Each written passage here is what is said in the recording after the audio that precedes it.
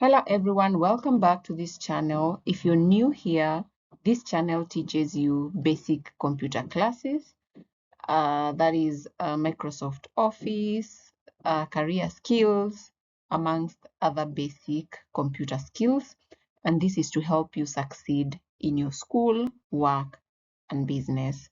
Whether you're a student, a business owner, or you just graduated from your college or university, and you're trying to apply for jobs, this video is for you. So today I'm going to show you how to create a professional CV, and this applies to everyone who is trying to apply for a job. It's not only for people who have graduated, it's for anyone who is trying to look for a job. So I'm going to show you how to create a professional CV that will stand out to your future employers. Have you ever been applying for jobs but you're not getting interview calls or maybe email responses? The problem might not be the qualification. It could be maybe the way you're putting your CV down. And in today's video, I'll show you how to create a professional CV using Microsoft Word, even if you never made one before. And by the end of this lesson, you'll have a CV that is clean, organized, and ready to impress your employer. So sit back, relax, and let's get started. So basically, what is a CV? A CV in full is called Curriculum Vitae. It's a document that summarizes your personal information, education, work experience, skills, achievements, and professional references. A CV basically introduces you to your employer before you meet them. This is what you use to apply for a job before they invite you for an interview. Think of it as a personal marketing document. That means this document should be well put together. If it's your personal information, it should reflect or show a picture of what a person, the employer, is about to meet. So the first step that you need to do is to open your Microsoft Word. And once you open your Microsoft Word, you click Create Blank Document. So once you click Create Blank Document, you can also use a template, but today we'll create a simple professional CV from scratch. The second step, add your personal information. Your CV should have a brief personal information at the top. It should have your full name, your phone number, professional email address. You should have a very good email address that has your names, city where you're located with the country, and if you have a LinkedIn account, you should put it there. Mostly a LinkedIn account is usually used as your portfolio, because most of the time you find in your LinkedIn you have indicated your experience, who you are, and so many things are on your LinkedIn. So it can be used as a portfolio. But this is optional for those who do not have, because I understand that some of you might have just cleared with their basic education. So that means maybe you've not gone to an extent of creating a LinkedIn, but in future, I'm going to show you how to create an account, your own profile on LinkedIn account. So an example of what I expect you to have at the top of your CV, your name. For example, I have this name here, Susan, phone number, and an email address. Then where you're located, I'm located in Nairobi, Kenya, and then linked in with your information. Once you're done with creating your personal information, the third step is to write a professional summary. And this should be a short paragraph that introduces yourself. If you're a baker, you should explain who you are and what you have been doing and your experience, and also include the passion that you have in your baking career. Kindly make it as short as possible. In an instance where if the employer just gets to have a view of your CV, they will definitely have a clear explanation of what you can do. So the fourth step is to add your education. You need to list your education from the most recent to the oldest. Include the institution, the course, for example, if it's a certificate, for example, if it's accounting certificate, make sure you include that institution and the year when you completed. An example, you can see here, we have bachelor's in business administration, and this person went to ABC University from 2021 to 2025. So here you're going to put your own information of your education. So step 5, add your work experience. If you have worked maybe previously from different organizations, you'll need to put in that. And what you need to put is the job title, the company where you worked previously, employment dates, key responsibility, and the achievements that you got from the other company. Kindly use bullets to point out your experience. Focus on results instead of simply listing the duties and responsibilities. Example, for example, if you're a customer support representative, you worked at an ABC company and you managed to assist over 50 customers every day. You resolved customers' issues efficiently, maintained a 95% customer satisfaction rate.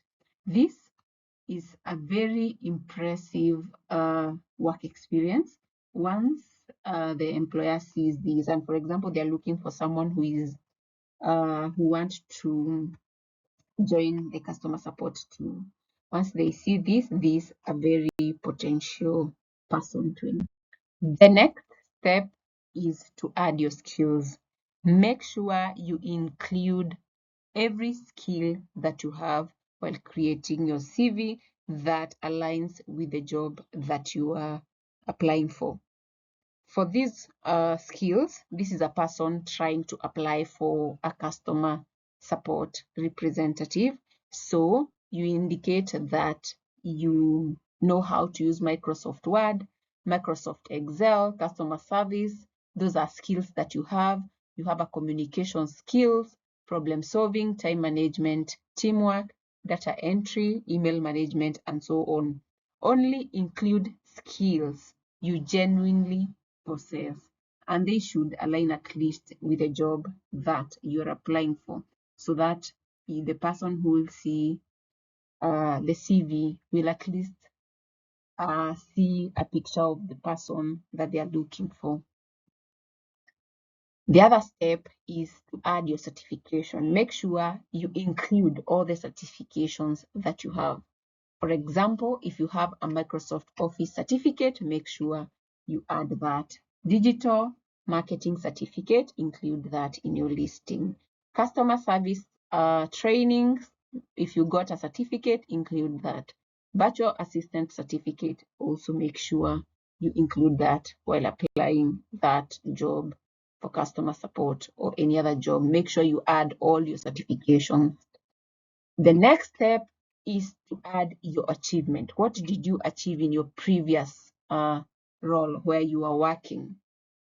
This is an example of someone who was working in a customer support role, and some of the achievements. Employee of the month. This person was able to be awarded as the best employee of the month. Increased sales by 20%. Completed a professional training course, and led a successful team project. This is something that really impresses many employers, and including your achievements is something that can sell you a lot. The other step is to add references. There are those jobs that request you to include your references. If they have requested, kindly list the professional references that you have. If they have not requested for references, kindly make sure you indicate that you can